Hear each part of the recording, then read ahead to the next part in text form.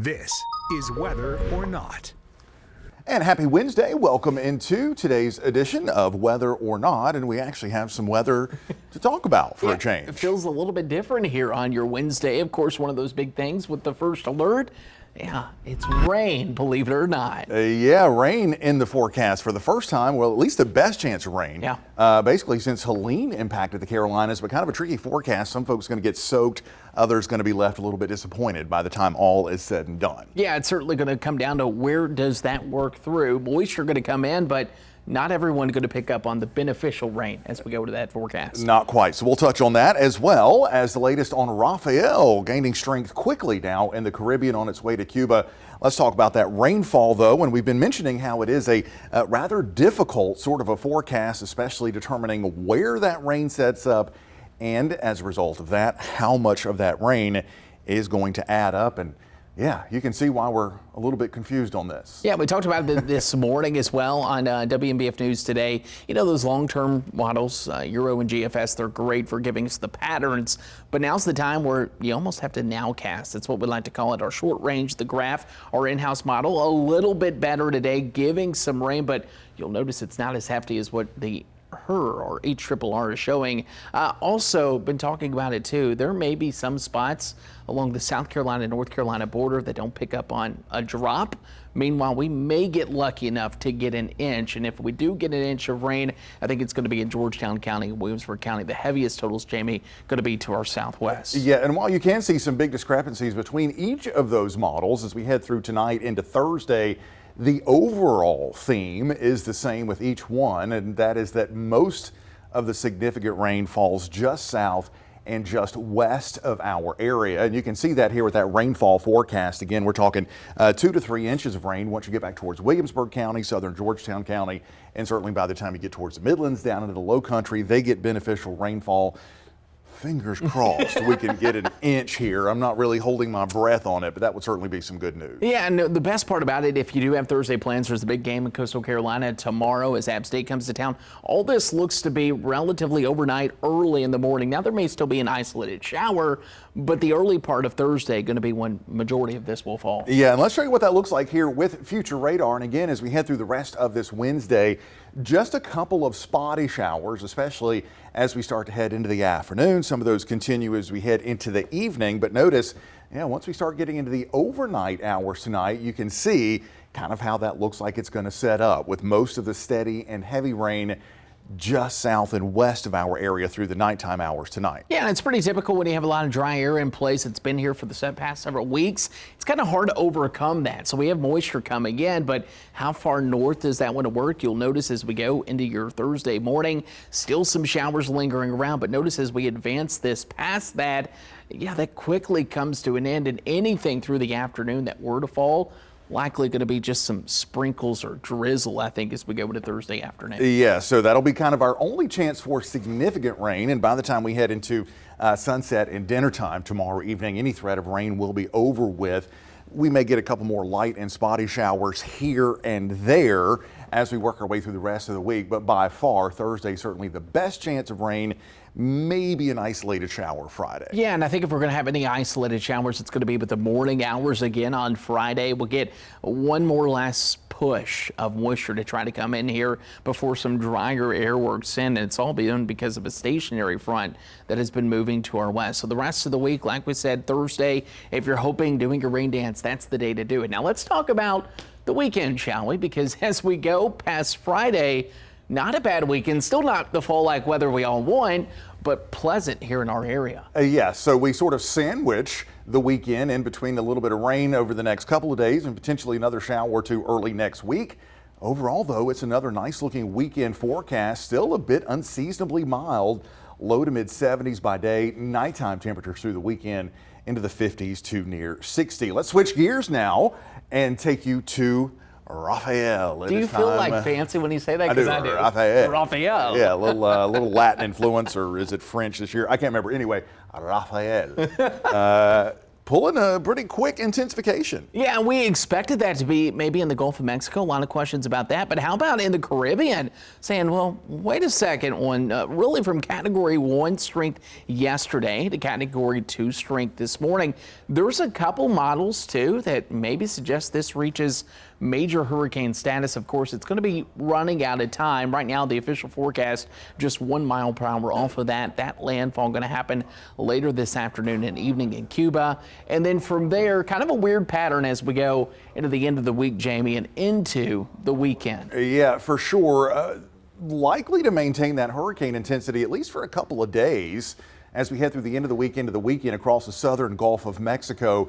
But as it starts to move north, it's likely going to weaken significantly by the time we get into Sunday and even Monday of next week. And looking at some of the latest data coming in this morning, it may never even make landfall in the Gulf of Mexico. It may just sort of sit down there and sort of dissipate as we head through the middle part of next week. That would certainly be some good news. As far as any U.S. impacts right now, it is primarily for the Florida Keys, where they are under tropical storm warnings, and they may get some tropical storm force wind gusts and some of those squalls as we head into tonight. Yeah, certainly. So let's go ahead and take it, shall we, for coast to coast, and we'll take you through the forecast as we go into that Thursday. That's going to be something we'll watch, and as we do that, let's show you first off where we were. How about Tallahassee, Florida? 90 degrees. 90. Contrast that with Berthoud Pass, Colorado. 5 degrees. 5 degrees. Have you ever been to Berthoud Pass? I haven't, but where is that? That sounds really familiar. It is the pass west of Denver. As you go over the Continental Divide, work your way deep into the Rockies, you can either take the tunnel, forgot the interstate, you can either go under it, or there's a tiny little highway that you can take up and over the mountain. Takes you very to the top of the Continental Divide, and it's a big popular ski area there, and also huge avalanche danger up there. Well, it's not the Rocky Mountains, but fun fact for you, Tallahassee, Florida, the hilliest place in Florida. More you know. I know, found that out today. Let's go ahead and talk about the southeast in Florida. There is Rafael as we go into Thursday morning. You'll notice some of the rain bands starting to work across the Florida Keys there. That's going to be a big story, of course, as it pulls away to the west. We'll look at partly cloudy skies, some showers, though, still around and lingering. And notice where most of that rain, it falls in southern Georgia as we go into tomorrow. Temperature-wise, we're kind of held by the cloud cover in the upper 70s. You'll go through Florida, though. How about the upper 80s coming in, 87 in Tampa and Fort Myers. Yeah, the endless warmth continuing here across the deep south as we head into tomorrow. Let's take you to the northeast. A little bit unsettled down towards Baltimore, D.C., Wilmington, over towards Atlantic City with a couple of showers. Otherwise, you can see some of that drier air starting to come into the northeast by late in the day tomorrow. That's going to clear out the skies and cool off the temperatures a bit. Generally speaking, 50s and 60s across most of New England for tomorrow. Yeah, let's take it out to the Midwest. As we do so, you'll notice we're looking at a calmer forecast across Iowa and Illinois, but look at that system that's bringing all kinds of snow and rain across portions of Kansas, Colorado. Yeah, big snow system going to line up there over the next couple of days. Dynamic low pressure system. And as we look at temperature wise, yeah, we got a gradient for sure. 37 in Denver, 32 in Pueblo, and you'll notice 53 in Lincoln. Speaking of dynamic low pressure systems, they had one earlier this week in the Plains. That's where tornadoes were actually confirmed in portions of Oklahoma. We had tornado warnings across the area there in Oklahoma City. This left at least 11 hurt after tornadoes ripped through the area there on Monday, leaving behind a path of damage. The good news is so far no reports of deaths across portions there. It wasn't only Oklahoma, it was Arkansas as well, Jamie. They were getting in on some of that severe weather. Yeah, they certainly will. A lot of that severe weather actually started Saturday night into Sunday morning.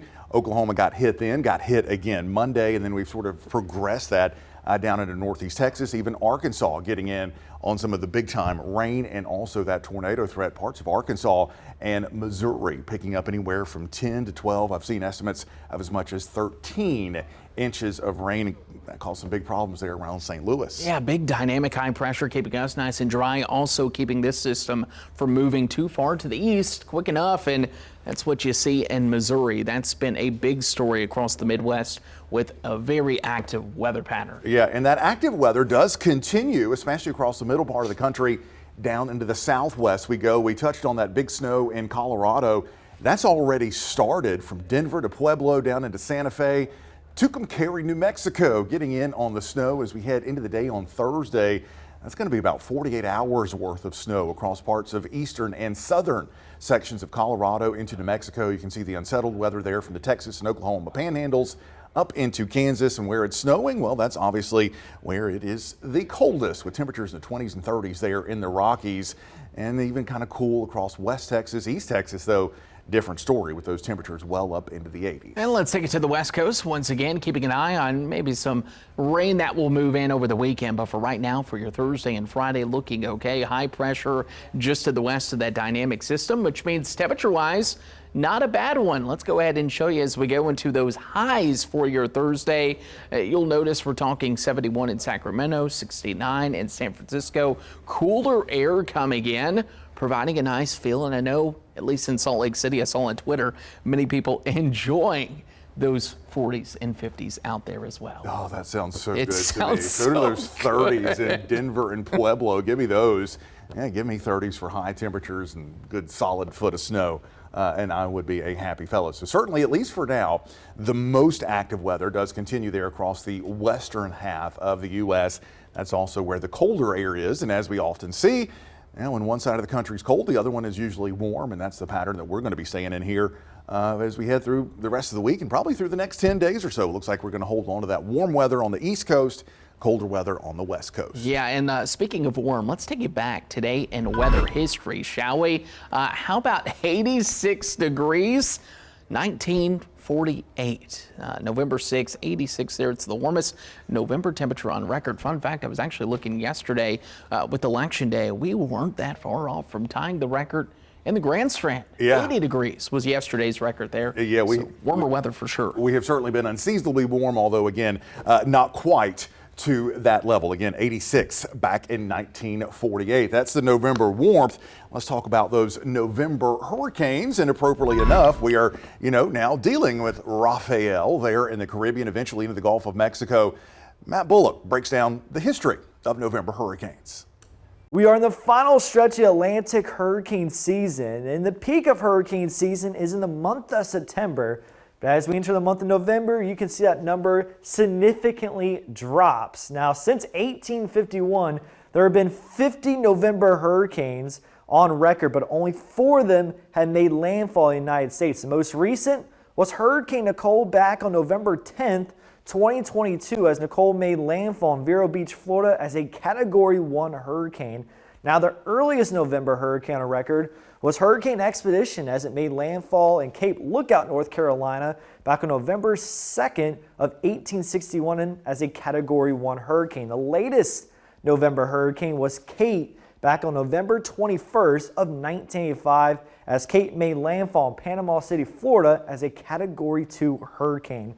Now, November tropics, they typically form in the Caribbean and even near Hispaniola and hook its way northeast. Now, Mother Nature always tends to change as our environment continues to change.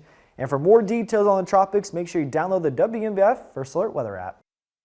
All right, yeah, that app certainly coming in handy. We've been keeping you updated on Rafael, and wouldn't be surprised if we have to send an update or two on Sarah. Before hurricane season is over with. Chance of development obviously creeping out there, but we still got a couple more weeks to go. Yep. And then we'll be done. We'll have a little party here on whether or not we're done with the tropics. So let's go to one of our favorite segments. How about See It, Snap It, Send It? Oh yeah, Tina coming in with the beautiful colors. How about the clouds here? It looks like it's a sunrise. And you'll notice also too, just the colors. I always say the cloudy sunrise with a little bit of clouds helps out there, Jamie. Always certainly does help it, and nice to actually see some clouds around. It's been so completely clear here for so long. Let's switch things over to one of my other favorite photographers locally here. That is James O'Neill, Jim O'Neill, as we know him. Beautiful, clear sunrise, even without those clouds. But if you look closely, you can see the sunflowers there in the foreground, a very fall type sunrise. And we want to see your pictures. All you have to do is scan that QR code for See It, Snap It, Send It. That will take you right to where you need to go to send us those pictures. And we would love to share them on here, share them on our podcast, share them on the newscasts, share them on Facebook and Twitter and all over the place. We love to see it. Yeah, for sure. 2 more days of weather not coming your way. Yep. A lot of weekend events. We're going to be previewing those. Also, you're doing something fun on Friday. Don't give it away just yet. You'll have to come back. You're talking about what you're going to be doing on Friday. Oh, yeah. On weather. Thanks for the reminder. Put it in your calendar. Yep. That does it for this episode of Whether or Not. You all take care, and we'll see you tomorrow.